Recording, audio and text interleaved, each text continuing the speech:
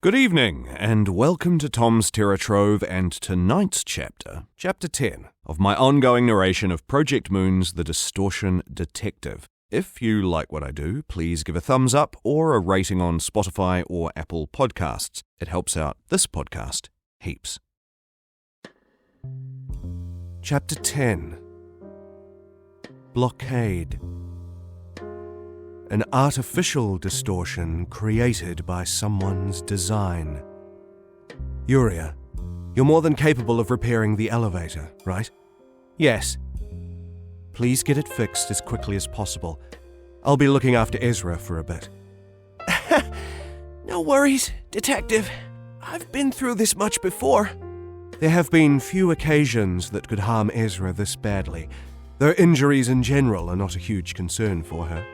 Still, it wouldn't hurt to take extra caution, considering that it's the distortion we're dealing with this time.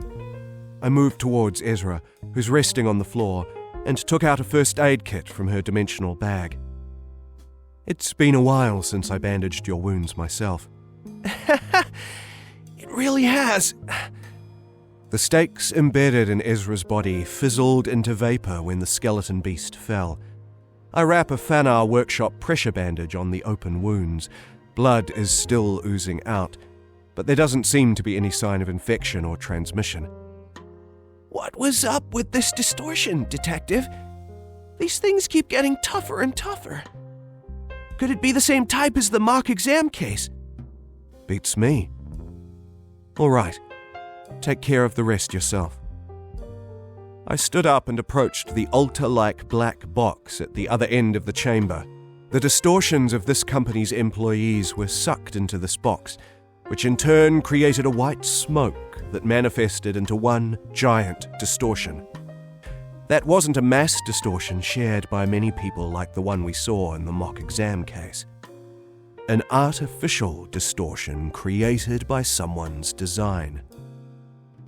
Ezra, come and get this weird thing when you're done bandaging. Got it, Chief! Ezra picked up the bag and dusted herself off as she stood up. Detective Moses, the elevator is working. We can get to any floor we want now. This company intentionally put its employees to sleep in this underground chamber and hired fixers to fight against this man-made distortion. What are they planning to do with it? Develop it into a weapon?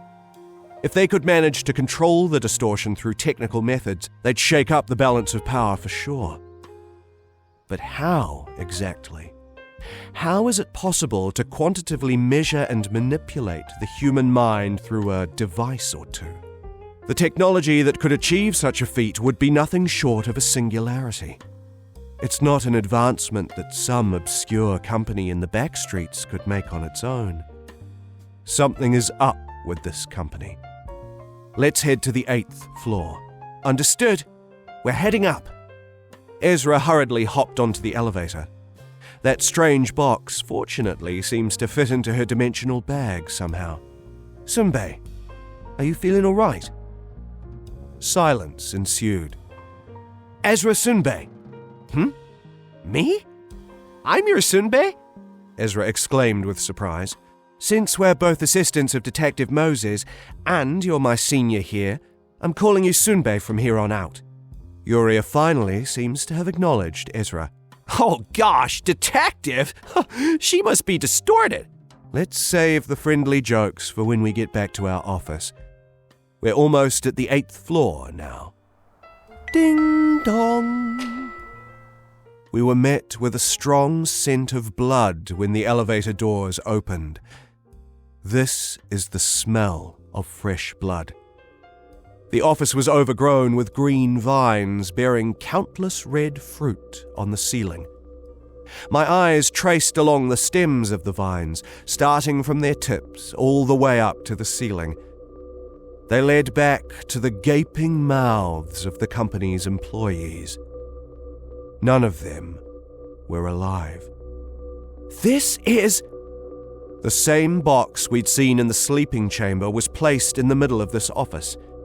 Yet another distortion. Detective, does that mean there's more like the one we just fought? Ezra asked concernedly. I placed my hand on my forehead. We can't take this anymore. Both Ezra and I are at our limits. We'll be dead meat if we face another distortion at the level of the one we encountered just before. Ezra, Uriah, our object from now on is to survive. Follow every order I have to give you. The two nod in response.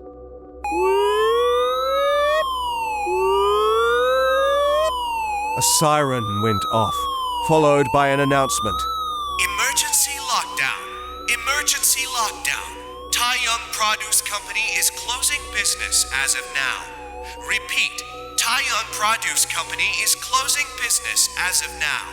Dear employees, as per the terms of the employment contract, you may not leave the company building. Repeat. Shunk, shunk, shunk. Shutters came down on the office's windows, one by one. Ezra, use as much force as possible to break that window right now. Yes, Chief! Ezra equipped both Nemea Workshop's and Alice Workshop's gauntlets on her hands and dashed into the window for a powerful strike. The massive weight of the punch sent tremors through the office, but it only left a dent on the shutter. That was no ordinary steel. We're completely trapped here. I took out my pipe and started smoking from it. Detective Moses, the elevator is no longer functioning. The building's main system has entirely shut down. Uriah gave me bad news on top of this. I hear something shattering. Did the window give in to the impact? Of course not. I was a dunce and a fool to make such a hasty assumption.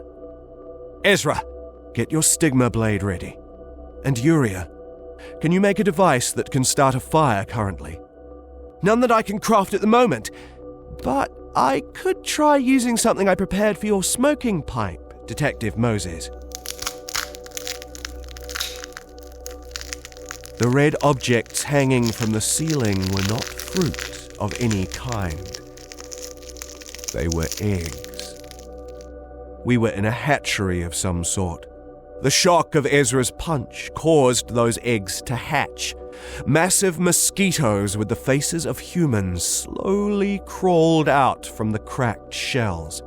Detective! They're coming! Ezra yelled urgently. Uriah, let's try what you suggested, whatever it is. I handed my pipe over to Uriah. Ezra held the blade and prepared herself for combat. The mosquitoes hovered in the air for a moment before charging at us. Ezra's fiery sword sliced through several mosquitoes, but it wasn't nearly enough to stop them all. The insects bit Ezra and started sucking the blood out of her body. Make it quick, Uriah. It's done! Try imagining fire, in the same way as when you turned your pipe into the red sword. She gave me back my pipe, now with a red ribbon tied around it. I let in a red breath. Bursts of flame rose from the pipe's bowl, which then took the form of birds. The burning birds fly into the giant pests feasting on Ezra and set them ablaze. Thanks, Detective. Ezra's voice lacks energy. My body rapidly grows cold. It's as if my life's warmth is being drained away. I suppose everything must come at a price. Let's take the stairs over there. This door isn't locked, thankfully. Uriah gave us good news this time, flinging open the door to the stairwell. The birds of flame brought us enough time to make our way to the door. Goodness, Uriah quietly muttered as soon as she stepped into the stairwell. A stream of people flows along the staircase. It's quite literally a river of humans. They float down the stairwell, their limbs tangled up with each other. Detective, is this the end for us? Ezra barely managed to speak. Not today, I answered faintly. Translation notes. Sunbae, a Korean honorific used to address seniors or mentors, older students, experienced athletes, people who've worked longer at a business, etc. It's almost identical to the Japanese honorific senpai. Although we typically try to avoid using honorifics in our translations, this is one of the few times where an exception has been made due to the difficulty of finding a suitable English equivalent. That was The Distortion Detective, Chapter 10 by Kim Ji-hoon. Stay tuned for more chapters in the coming days. Good night, everybody.